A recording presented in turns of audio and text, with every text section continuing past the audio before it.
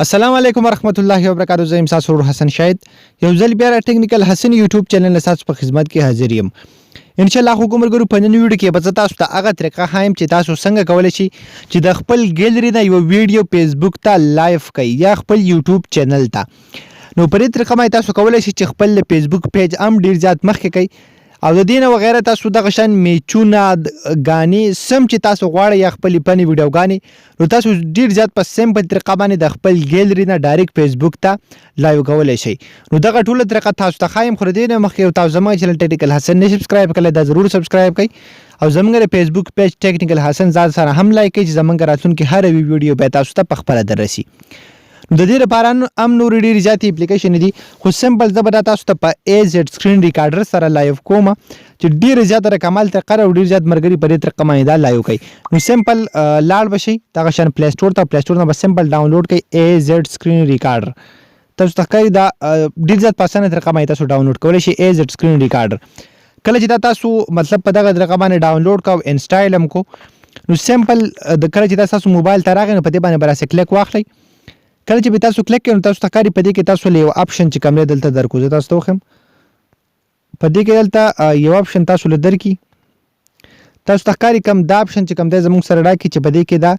لایو چې لیکلی د ټولو نه لاندې چې کوم دی دا کوم لایو چې لیکلی سمپل په دې لایو باندې به کلیک واخلئ.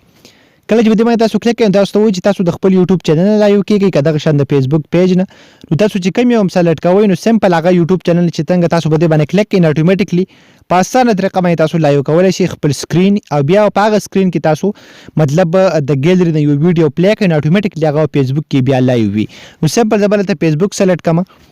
نو تاسو ته ښکاري تاسو دلته وایي چې تاسو څه دلته لیکل غواړئ نو تاسو مطلب میچ لایو کوئ یا څه ګانه نو سمپل هغه به تاسو دلته داسې ولیکئ. بیا لاندې تاسو له بل یو اپشن درکلی زه تاسو ته دا وښیم تاسو ته ښکاري د بل اپشن چې کوم دی تاسو له درکلی کوم چې دا یو اپشن زموږ سره مای وال نو سمپل په دې مای وال باندې به راسې کلیک واخلئ.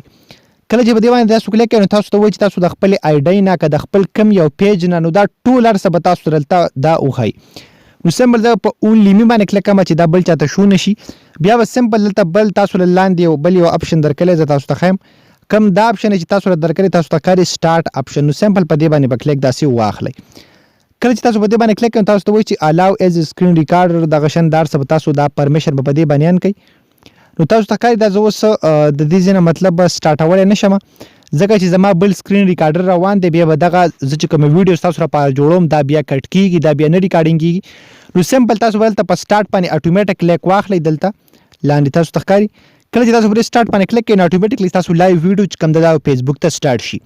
خو تاسو به الریډي په ګیلري کې هغه ویډیو مطلب برابر کړي وي او تاسو چې بیا مطلب د خپل موبایل کې به سایډ ته بټن کلیک کړئ داسې نو تاسو به ګیلري کې هغه پلی کړي وي نو ډایرکټ به ورته داسې کلیک واخلئ ډایرکټ چې تاسو خپل ګیلري ته لاړ شي او هغه ویډیو چې کوم دا هغه به تاسو پلی کړئ نو فیسبوک ته بیا ډایرکټلی دا لایو چلیږي. نو په دغه طریقه باندې تاسو کولی شئ چې خپل فیسبوک پیج ته یا د خپلې آی ډۍ نه هر ویډیو چې کوم ده ډېر زیات په اسانه طریقه باندې لایو کړئ. نو حکومت ګورو دا د نن ویډیو کې ویډیو خوښي ویډیو لایک چینل ځان سره ضرور سبسکرایب کړئ موږ به خپل دعاګانو کې یاد ساتئ د الله په امان.